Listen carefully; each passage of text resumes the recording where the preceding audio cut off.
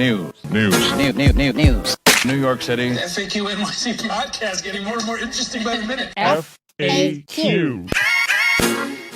It's FAQ NYC Off Cycle, where the New Yorkers podcast from the newsroom by and for New Yorkers, the city, steps back to take different and deeper looks into some of the things that are always happening here in the only place in the world. I'm Katie Honan, here with Harry Siegel. Hi, Harry. Hey, Katie. Chrissy is off today. Joining us now is Jonathan Bowles, the executive director of the think tank Center for an Urban Future. He's here to discuss their recent report looking at the retail industry across New York City, where the number of jobs has declined 11% since just before COVID began, continuing a decline that began long before the pandemic in 2015. Off the top, here are just some quick data points from the report that relates to the retail industry. 70% of the employees are Black, Hispanic, and or Asian, and more than 20% are young, under 25. While most of these retail jobs are in Manhattan, 81% of the employees live in the outer boroughs. The retail category hit the hardest has been clothing and clothing accessories, where those jobs are down 26.9% since February of 2020. I'm sure we all know what this looks like with empty storefronts around the city, especially in Manhattan. So, Jonathan, I appreciate you joining us and for doing this report, among many other reports, taking a look at New York City. I guess we'll just start with, other parts of the economy in New York City have recovered since the pandemic began. But why do you think retail continues to lag?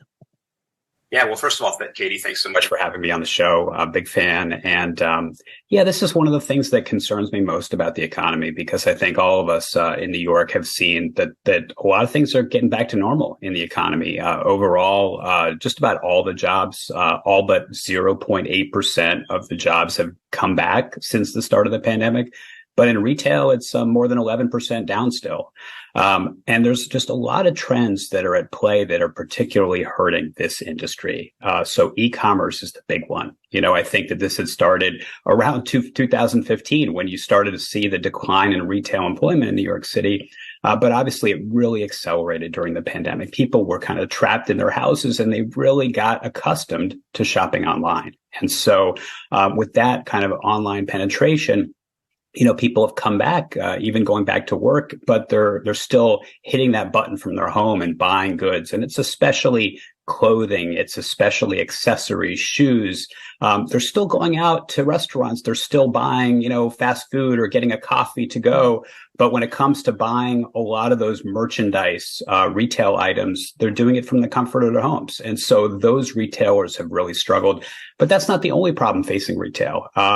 Certainly the decline in people going back to offices has been a major impact. And we found that while every borough has seen a decline in retail still since the pandemic, Manhattan's down by more than double the next borough, 20% decline in employment in Manhattan.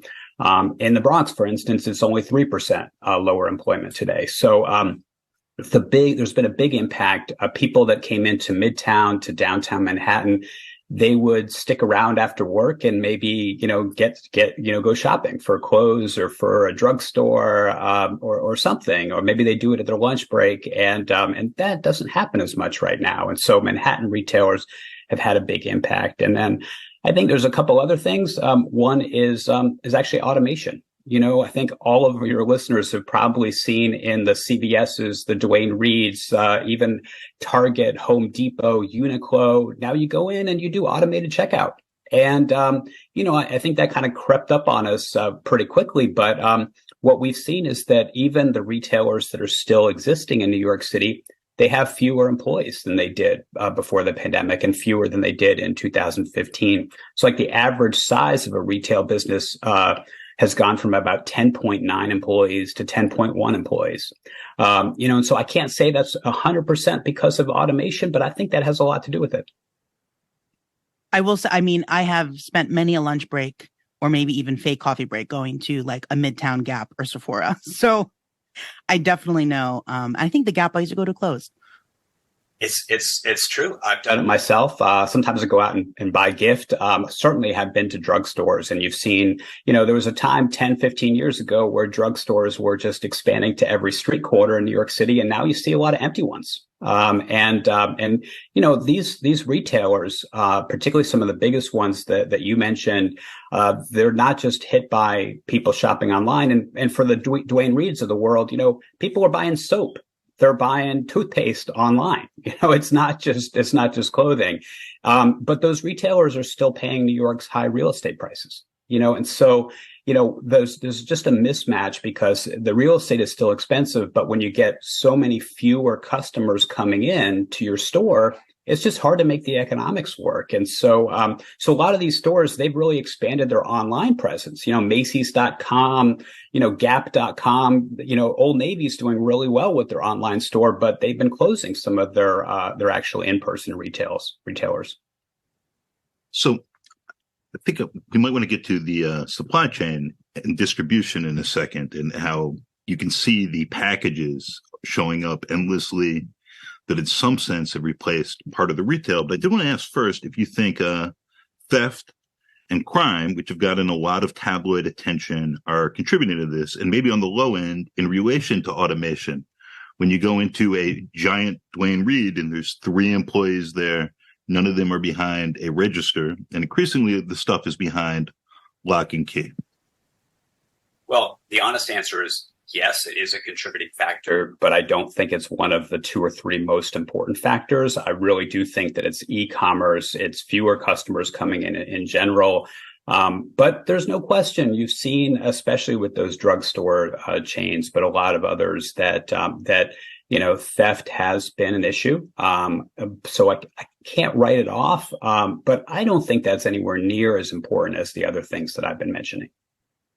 So, as Katie noted earlier in the report notes, retail employees mostly are clustered. They work in Manhattan, but they mostly live in other boroughs. So can you talk a bit about the ripple effect for this decline, I think particularly in the central business district, for, the Bronx, Brooklyn, and Queens, I guess Staten Island? Absolutely. I mean, look, I got to say, this is really the reason that we did this report. The Center for an Urban Future is mostly focused on how to create a more equitable economy, looking at economic opportunity. And 81% of the people working in retail live in the boroughs outside of Manhattan. Whereas, more than 40% of the actual jobs are in Manhattan. Before the pandemic, it was like closer to 48% of the jobs were in Manhattan. So, but still, most of the workers are outside of Manhattan. And as Katie said at the outset, you've got over 70% of the workforce in retail are New Yorkers of color. And I think this is the kind of troubles, the employment troubles that retail is having right now is a big reason why you're seeing this historic gap in the unemployment rates between Black and white New Yorkers. This is an area, one of the most important sources of accessible jobs that are accessible to people without a college degree. And, the kind of big elephant in the room in New York's economy is that just 25% of Latino New Yorkers and 30% of Black New Yorkers have at least a bachelor's degree. And those numbers have moved up in recent years, and there's a lot of positives there. But so many more of the jobs today versus 5 or 10 years ago are going to people with at least a bachelor's. And retail has remained one of these industries that's still accessible. And so the fact that it's struggling, the fact that there's still 38,000 fewer retail jobs than before the pandemic, is of great concern, I think, for anybody that's really kind of concerned about an equitable recovery. I think we got to figure out what to do about this because there's a real disproportionate impact right now, and a lot of New Yorkers, I think, are struggling to get jobs right now.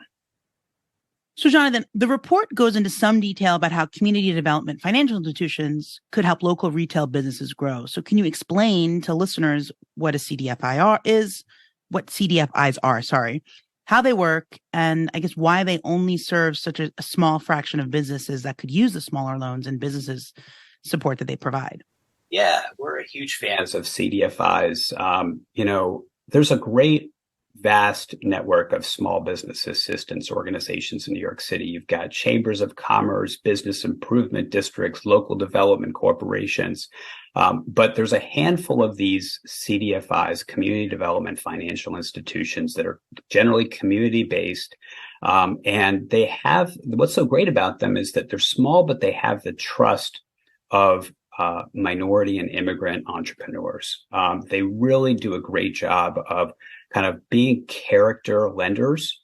So going beyond the people that can't access a bank loan or other traditional sources of lending and capital, really have a place to go with CDFIs. Those other small business assistance organizations that I mentioned, like chambers and BIDS, they don't provide the kind of financing that's so critical for a lot of new businesses.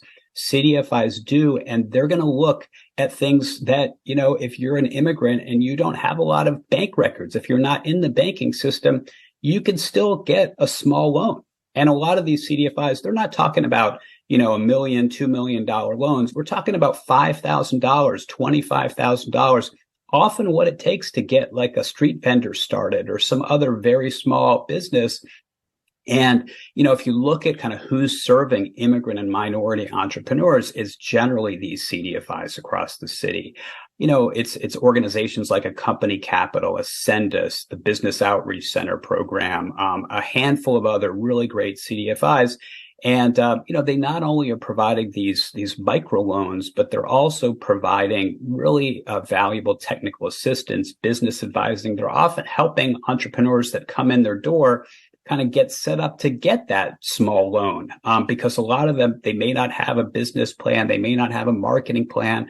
They may have a really great idea, and maybe they have an amazing talent, whether it's cooking arepas or something else, but sometimes kind of the business acumen or kind of the planning around a small business and all that's needed to succeed as an entrepreneur in New York, sometimes they're missing that, or they could use a little help. And CDFIs really pair the lending they have with that kind of technical assistance. And I think the challenge is that, we found that, as great as the CDFIs are doing, they're just reaching a small fraction of the minority and immigrant businesses in New York City. And this is important for a number of reasons. One is, I think we already see that there's just way too few minority businesses for which we think there could be. Right now, just about 3% of all of the small businesses in New York City are owned by African Americans. Mm-hmm. That's a much smaller share than their overall percentage of the population in New York. And also I think CDFIs really are helping by providing the capital. Often they're helping these minority businesses get set up to succeed. But they're often serving, let's say, 100, 200, 300 businesses a year when they need to be serving, thousands or tens of thousands of businesses a year.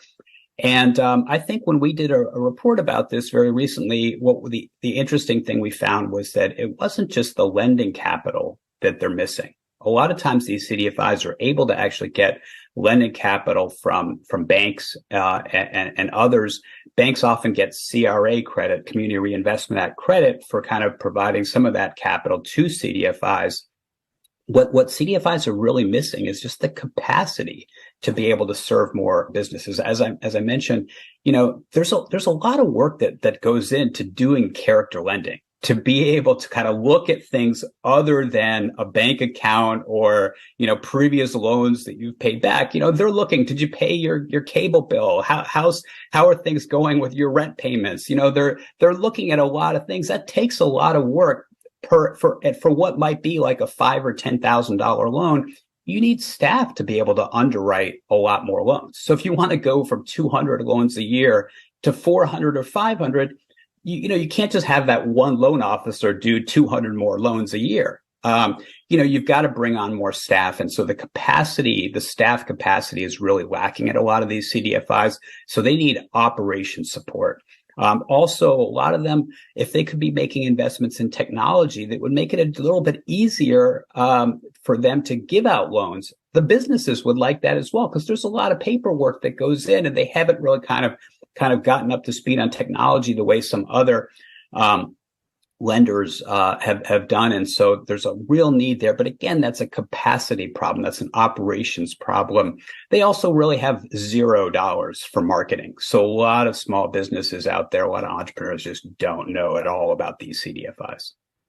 One thing I wanted to note, and I know in one of the reports, I believe it was the Momo Crawl in Jackson Heights, seemed to get, they got a couple $1,000 boost to get things going. And I know one of the suggestions in another report that the center did was sort of the ways that the government can help small businesses, particularly in boroughs that are not Manhattan, can get help. And one of the things you cited was sort of like a social media boost. And I think of something like you said, the Momo Crawl, which is exposure. I've been to it. Thousands of people come, people who wouldn't necessarily eat in Jackson Heights. They go, they discover new businesses.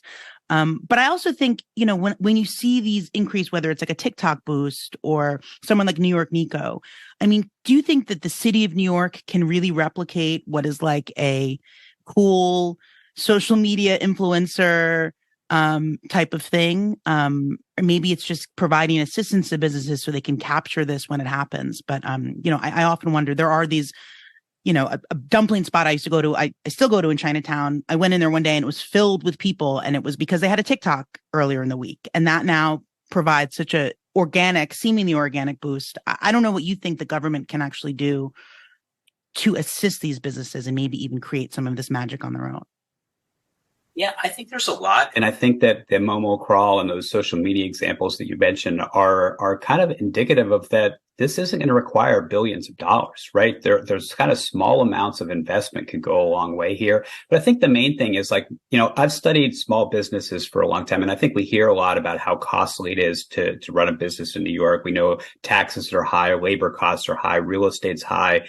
But, it's like when I go out and talk to small businesses and entrepreneurs, the thing they need help with the most, I always hear, they need business. They need customers, and a lot of times small businesses are good at doing that themselves. Like, the government should not be kind of substituting for small businesses to kind of create customers. But I think that, the reason why, helping CDFIs, the reason why kind of looking into ways that the city can help small businesses right now is so important is that we've been going through this entrepreneurial boom right now. In fact, I think it's one of the real positive stories of the pandemic is that maybe it's because there are fewer retail jobs and other things out there, but so many more New Yorkers have been starting businesses over the last couple of years. Overall, there's been more than a 30% increase in new business applications since 2019. In fact, the borough with the greatest increase in small business applications, new business applications, has been the Bronx, where we've been had a 66% increase. And so it's a real diverse mix of new businesses that are getting started. And I'm concerned that they're not all going to succeed. Of course, they're not all going to succeed, but I think that government really has a role to play right now to kind of, make some investments to ensure that as many as possible of these new businesses succeed. And in fact, before the pandemic, we saw that a troubling number of especially Black and immigrant and minority-owned businesses in New York City were not succeeding. They were not growing. Many of them in the pandemic were not really ready to go out and access loans and grants that became available in those kind of early months or years of the pandemic, in part because they didn't have great record keeping. There were other things that they just kind of weren't kind of ready for as a business. And we've got to strengthen and make more of these businesses competitive. And so I think now that we have this great renaissance of new business formation across the city, let's take advantage of this and kind of go out and provide assistance and support for those businesses and help them get stronger and more competitive and help them get sustainable. And so, giving them business, giving them customers, I think there are a few things that the city can do to help. And so that Momo Crawl example is such a good one because you have this nonprofit. A company capital spent about $3,000 to do marketing and create this Momo Crawl that they helped set up that brought a blitz of people that were shopping that supported a lot of those dumpling businesses in Jackson Heights. And it just shows what a small amount of money and how far it can go to boost business. That's not only a kind of a one day increase for those businesses in Jackson Heights. It's kind of like getting the word out. People that went there they're going to tell their friends and they might come out like 2 months later, and so it's really expanding. It's like a lot of these businesses, they kind of, it's like the challenge is like, how do you get the word out and get more people to know them? On the social media side, especially given that so many more New Yorkers are shopping online today, or kind of, figuring out what they're doing based on Instagram and TikTok. If you're not on those social media channels, you may not be reaching a lot of New Yorkers. And there's so many New Yorkers that are just genuinely interested in checking out something new and exciting and interesting. There's a lot of wealthy people in the city that would love to buy fashion from boutiques in Bushwick and, Sunset Park. They don't know about them or know how to access the websites of those companies. And so I think the city can help figure out, how do we create platforms for some of these great, unique New York businesses?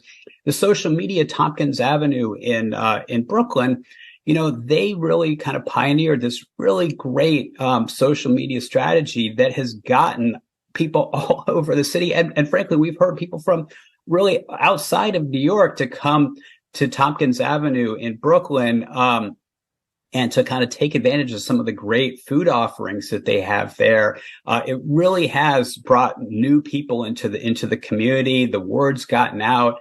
And I think that we can replicate examples like that and replicate the model of what was done with the Momo Crawl, to other neighborhoods. Will it work for every single neighborhood? I don't know, but let's at least empower some of the business improvement districts or the merchants associations or the CDFIs out there with just a small amount of dollars to do that kind of marketing. Also, we did a study a couple years ago where we asked for ideas for creating more equitable city, and I remember we got this great idea from David Wu, the president of Baruch University.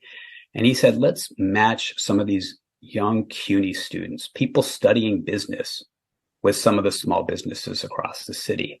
A lot of these young people, they know social media, they know Instagram and TikTok so much more than a lot of these business owners, which tend to be, in their 40s, 50s, and 60s and are not great on these platforms. Pair them with young people that really do know the social media and can help the businesses get the word out and reach new customers.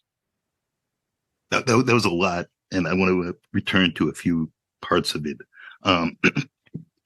When the Center for the Urban Future asked for this set of ideas about creating a more equitable city, this was pandemic times. There's this backdrop question that's just outside the scope of that, about how large a city this is going to be. So how much equity there is, both senses, I suppose, to go around. You run the Center for Urban Future. There's a lot of indicators that the economy here, as this federal aid ends, is going to be really diminished. The Manhattan in particular, and those central business districts, are not going to be what they were. There are questions, of course, if you start helping out farther flung areas and doing promotion for them at a city level, this can get tricky with who gets platformed and pushed by the city. Although, of course, if you're just putting money out and letting people try, that answers that. Really, the question I have is, you mentioned that we have almost all the jobs back we had before the pandemic. The country recovered all the jobs and has considerably more now, I think a year and a half ago.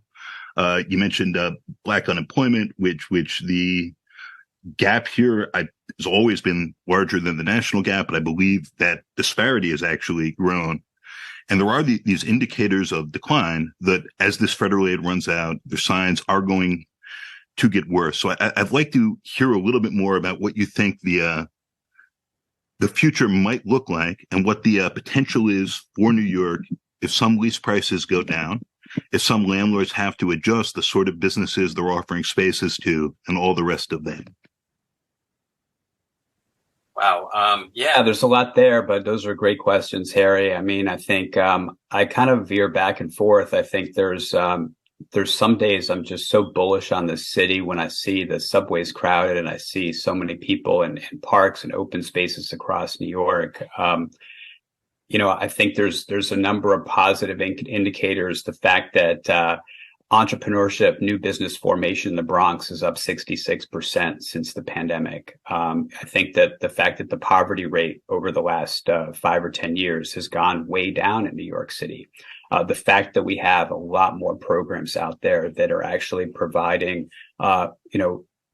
real benefits for lower income New Yorkers that are saving them really thousands of dollars a year in costs, things like universal pre-K and 3K, things like free lunch and breakfast for school kids, things like the Fair Fares program that's saving a lot of money on MetroCards for people. So I think there's a lot more positives that are happening in New York City that I think have been important steps to creating a more equitable New York.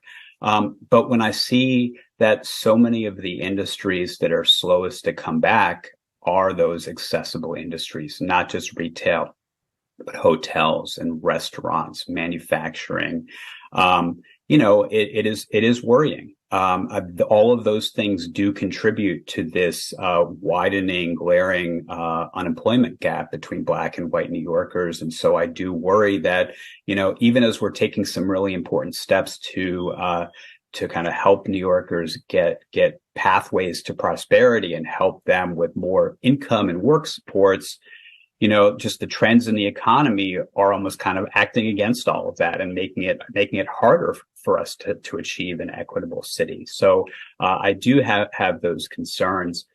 I think that there are things growing in New York. I think that not a lot of people want to embrace the kind of Amazon jobs, the delivery jobs. In some ways, as much as those jobs have kind of helped contribute to the problems facing retail right now, there are a lot of decent paying jobs around the same price level that have been growing across the city. I'm not saying that that's the answer, but I think that that's one industry where we've seen a lot of job growth. Those jobs actually pay a lot better on average than, let's say, home health care, which is another industry that's been booming in New York City. Just since 2019, we've actually seen something like 42,000 new home health aide jobs in New York City. Those are accessible jobs, but they're really among the lowest wage jobs in the city. They're really difficult. They require a lot of transportation, there's a lot of growth in high-end categories. Finance is up. New York has really done a great job in growing its tech sector. Some of the creative industries like advertising or in film are doing okay. Yeah, I think, the big challenge for New York on the kind of equity side, on the kind of equitable economy side, is really continuing to expand access to the good jobs. What we're seeing in retail is just a kind of another example that, look, more and more of the well-paying jobs are going to require a college degree. And so we absolutely have to be kind of boosting access to college attainment. One of my big ideas for the city is such a basic one. It's that we should set like a 10-year goal of increasing a college attainment rates for Black and Latino New Yorkers by 50%. Let's kind of have this massive initiative and back work it to kind of create the initiatives to support it. But let's vastly improve and increase college attainment rates, the number of people with a BA. We have made similarly impressive strides on high school graduation over the last 10 or 15 years, and that's worth celebrating. But like in today's economy, we need so much more. Also, if I could throw out one other idea that we've been working on that I would love to see Mayor Adams do is something called skills-based hiring. I don't know that many of your listeners have kind of spent a lot of time or know a lot about this, but it's really kind of this kind of small but growing trend across the economy, where employers, including those in city government, are doing away with degree requirements for a certain number of jobs that really just, don't really need a college degree, So a lot of times, even people even in city government, the default is the requirement on a job title is you have to have a 4-year degree. And a lot of these jobs you can actually hire based on what person's skills are. There are a lot of people with skills. Can and should. Absolutely. And I've argued for this actually in journalism for a very long time, that you don't need to have a baseline of, for instance, a bachelor's degree or 5 years of experience. It's if you think you're qualified and you have the skills, please explain how, and please do apply. The reason I think New York has been very reluctant to embrace this approach, which I think would be very wise of Adams, in part, is that higher ed is, among other things, is a business proposition when it's not a real estate hustle, which is largely what it is, in my view, in New York City, is a credentialing operation. And people, that's where the income comes from, and the faculty that's had to go through that mess wants to insist that other people do before getting through. So that actually leads, if you don't mind, into my, I think, our closing question here, which is, look, if we have a perhaps with help from the government, more equitable, but also perhaps somewhat diminished near-term future, possibly, then I do think this raises the question, right? And your report that's out now, 7 ideas for boosting NYC's newest businesses, right? The little deck below that says explicitly, this explores insights from a policy forum on what exactly city government officials should do to ensure that a significant share of the city's newest businesses prosper for many years to come. I think that's a great and important question. At the same time, with going back to that national comparison and how New York has lagged here, and we didn't lag after 9/11, after 2008. And if this is less Manhattan-centric, is there an argument that part of what's needed is less government intervention and regulation, and that having a system that's largely been built for larger businesses and enterprises no longer makes as much sense, that some of those built up protections don't apply to the circumstance we're in now? I think yes and no. Absolutely. I mean, I think that I think it's Ed Glazer that says this a lot. There's so many more regulations and hurdles to start a storefront business than it is like an online tech business, and it shouldn't be the case. One of the things that we've been looking at, actually, it's something that we're working on for a future report, is there are a lot of regulations in place right now, zoning restrictions that make it impossible for some entertainment related uses to be in retail in Midtown. So we have a lot of empty storefronts, right? So if you want to bring like laser tag, or you want to put like an indoor mini golf company in Midtown in like a retail space, or even like second floor space of retail or an office space, zoning currently restricts you to an industrial zone. There are companies doing things like indoor skydiving that would appeal to a city with 70 million or so tourists coming here. But we're having a hard time bringing those kind of businesses. And so, I think that there are restrictions and regulations that absolutely get in the way. I got to commend the city planning department for their City of Yes proposals that they've recently put out that are looking at kind of getting rid of or reducing some of these regulations. There are not a lot of champions right now to support this, like getting rid of the entertainment restrictions, like I just mentioned. I hope that they're able to succeed in doing this.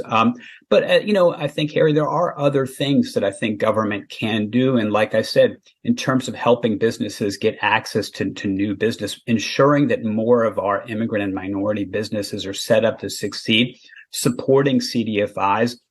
There are real roles for city government to do more of this, but absolutely they can get out of the way and reduce regulations. In that way, I think it would support more of a kind of a healthy small business economy.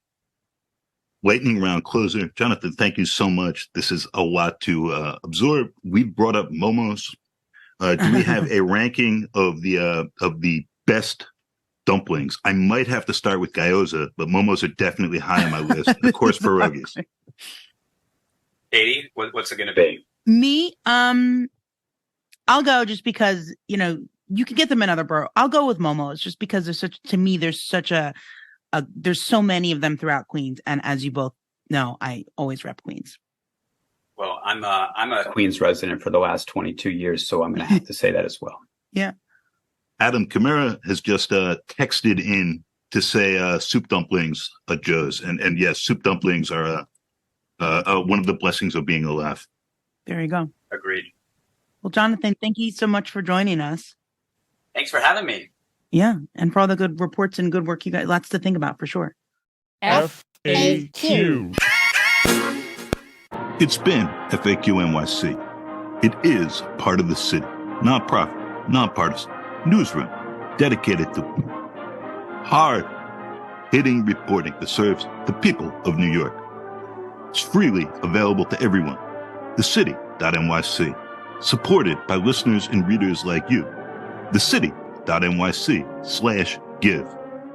We're an affiliate of NYU's McSilver Institute for Poverty Policy and Research, a member of the Brickhouse Cooperative of Independent Journalists, Artists, Critics, online at popula.com. Our hosts, Katie Onan, and me, Harry Siegel, also executive producer. Engineer, Adam Kamara. Special thank you to our guest, Jonathan Bowles of the Center for an Urban Future. And thank you, as ever, listener, joining us. Get in here. Be kind. Be cool. We'll be back soon with more. Watch the heat.